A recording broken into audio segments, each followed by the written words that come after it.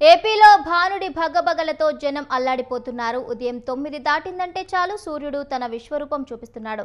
పల్నాడు, బాపట్ల జిల్లాలతో పాటు పలు జిల్లాల్లో వడగాల్పులు వీచే అవకాశం ఉందని, అప్రమత్తంగా ఉండాలని వాతావరణ శాఖ హెచ్చరించింది. ఉమ్మడి గుంటూరు జిల్లాలోని 28 మండలాల్లో వడగాల్పులు వీచే అవకాశం ఉందని హెచ్చరించింది. అవసరమైతే తప్ప బయట తిరగొద్దని, దీర్ఘకాలిక వ్యాధులు ఉన్నవారు అప్రమత్తంగా ఉండాలని వైద్యులు చెబుతున్నారు.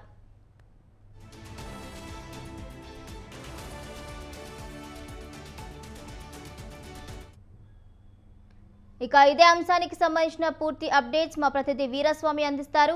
వీరస్వామి,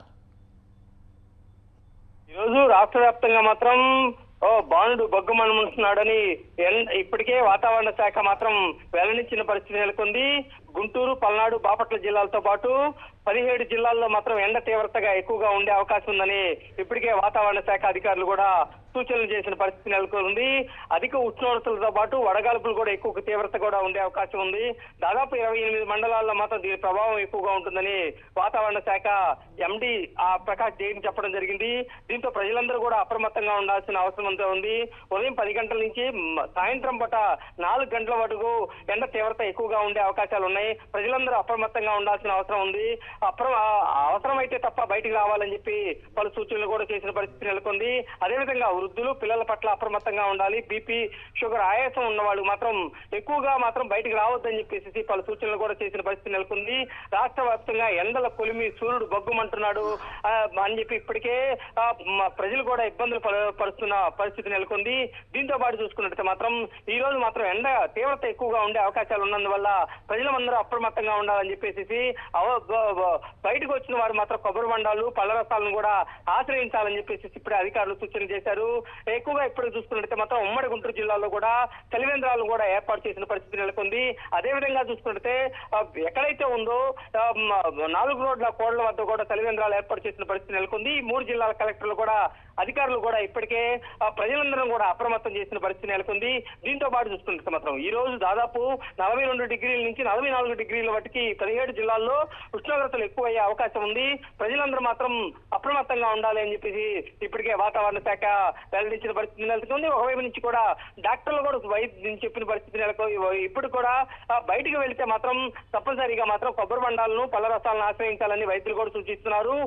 బీపీ, ఆయాసం ఏదైతే ఉందో, మధుమేహం ఉన్న వాళ్ళు కూడా బయటికి వెళ్ళొద్దు అని చెప్పేసి, ఎక్కువగా ఇబ్బందులు తలెత్తుకోవాలి, అనారోగ్యాల బారిన పడే అవకాశాలు ఉన్నాయని చెప్పేసి వైద్యులు సూచించిన పరిస్థితి. ఓవరాల్ గా చూసుకున్నట్లయితే మాత్రం ఇప్పటికి మాత్రం ప్రజలందరూ మాత్రం అప్రమత్తంగా ఉండాలని చెప్పేసి ఇప్పటికే దిశానిర్దేశం చేసింది. ఒకవైపు నుంచి కూటమి ప్రభుత్వం కూడా ఎండాకాలంలో కూడా అప్రమత్తంగా ఉండాలి. వాళ్ళకు కూడా ఏదైతే ఉందో గ్లూకోజ్ ప్యాకెట్లు కూడా ఇప్పటికే చూసుకున్నట్లయితే మాత్రం ఇచ్చిన పరిస్థితి నెలకొంది. అదేవిధంగా చూసుకున్నట్లయితే దీనికి సంబంధించి కూడా ఇప్పటికే ఆరోగ్య శాఖ కూడా అన్ని నియోజకవర్గాల్లోనూ, అన్ని కింది స్థాయి పిహెచ్ సెంటర్లో కూడా ఎక్కడికక్కడ గ్లూకోజ్ కూడా ఇస్తుంది, ఓఆర్ఎస్ ప్యాకెట్లు కూడా ఇస్తున్న పరిస్థితి నెలకొంది. అదేవిధంగా చలివేంద్రాలను కూడా ఏర్పాటు చేసిన పరిస్థితి నెలకొంది. ఇది మొత్తంగా చూసుకుంటే ఉన్న తాజా పరిస్థితి.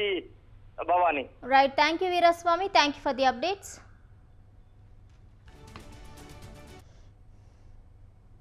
మధుమేహ వ్యాధిగ్రస్తులు, ప్రెగ్నెంట్స్, చిన్న పిల్లలు వీళ్ళు తొందరగా దీని ఎఫెక్ట్ గురవుతారు. కాబట్టి ఈ మధుమేహ వ్యాధి ఉన్న వాళ్ళు, ప్రెగ్నెంట్స్, చిన్నపిల్లలు ఎండకి బయటికి వెళ్లకుండా ఇంటి పట్టునే నీడగా ఉండాలి. ఒకవేళ తప్పనిసరిలో వెళ్లాల్సి వస్తే ఎండకు ఎక్కువ ఎక్స్పోజ్ అవ్వకుండా గొడుగు వాడటము, టోపీలు వాడటం చేయాలి. క్రమం తప్పకుండా 2-3 గంటలకు ఒకసారి మంచినీళ్ళు తాగుతూ ఉండాలి. ఏదో ఒక గ్లాస్ కానీ 2 గ్లాస్ కానీ.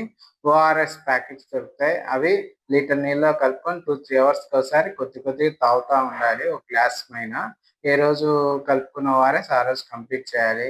ఒకవేళ మనకి వడదెబ్బ గురైనట్టు అనిపిస్తే వెంటనే చల్లటి ప్రదేశంలోకి వచ్చి కొంచెం చల్లటి నీళ్ళు తాగి రెస్ట్ తీసుకొని, ఇంకా లక్షణాలు తగ్గకపోతే వెంటనే హాస్పిటల్కి సంప్రదించాలి.